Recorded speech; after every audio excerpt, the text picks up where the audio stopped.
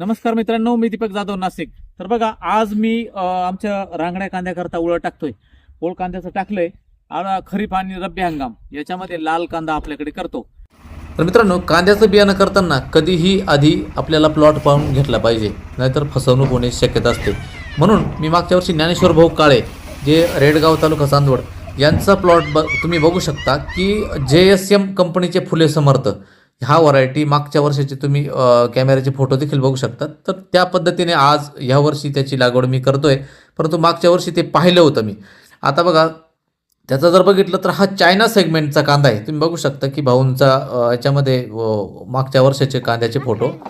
तर डबल पत्ती आहे आणि हा कांदा जवळपास तुम्ही असं म्हणा की टिकवण क्षमता जास्त आहे. याची टिकवण क्षमता तो थोडासा राहू शकतो लाल कांदा असला तर. पुन्हा कांदे साठवतो आपण, पण तो लाल कांदाची टिकवण क्षमता आहे. आकर्षक गडद रंग आहे. त्यानंतर मार्केटमध्ये जर समजा 2,000 रुपये रेट चालू असला तर हा 400-500 रुपये वरच असतो हा रेट. जसं आसरखेडा भागात तो कांदा कधीही वरच राहायचा. तर त्याच चायना सेगमेंटमधला हा कांदा आहे.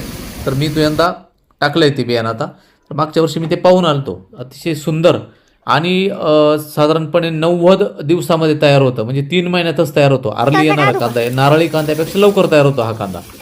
तर या कांद्याचं वैशिष्ट्य म्हणजे डबल पत्ती आहे. कांदा कधीही उघडा पडत नाही. तर कधीही कांद्याचं बियाणं करताना तुम्ही तो प्लॉट आधी पाहिला पाहिजे आणि त्यानंतरच केलं पाहिजे. त्याच्यानुसार मी जे पाहून आलो. तर यंदा रांगड्या कांद्याकरता मी ही सेगमेंट त्या ठिकाणी निवडली आहे.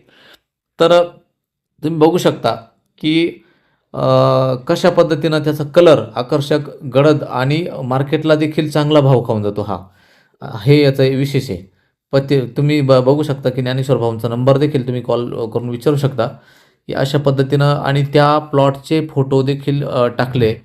तर बघा, JSM सीड्स, तर ही कंपनी जी आहे, याचे जे सीड फार्म आहे ते बुलढाणा या ठिकाणी, देऊळगाव, राजा त्या परिसरात आहे.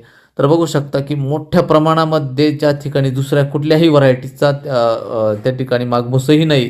म्हणजे काय होतं, क्रॉस बीड तयार होतं. जेव्हा तुम्ही दुसऱ्या कंपनीचे किंवा उन्हाळ्याचे कांदे जवळ असतात तर क्रॉस बीड आणि बियाणं खराब होण्याची शक्यता राहते. परंतु अतिशय उगवण क्षमता जर बघितली तर भाऊंनी सांगितलं की जवळपास त्याची उगवण क्षमता ही 95%च्या पुढे असल्यामुळे JSM या कंपनीच्या फुले समर्थ या वाहनाची यावर्षी मी त्या ठिकाणी निवड केली आहे. कारण मी मागच्या वर्षी प्लॉट पाहून आलतो आणि प्रत्येक शेतकऱ्यांनी तेच केलं पाहिजे. अचानक अनेक ठिकाणी नुकसानी होते. तर हा प्लॉट मी यावर्षी निवड केली.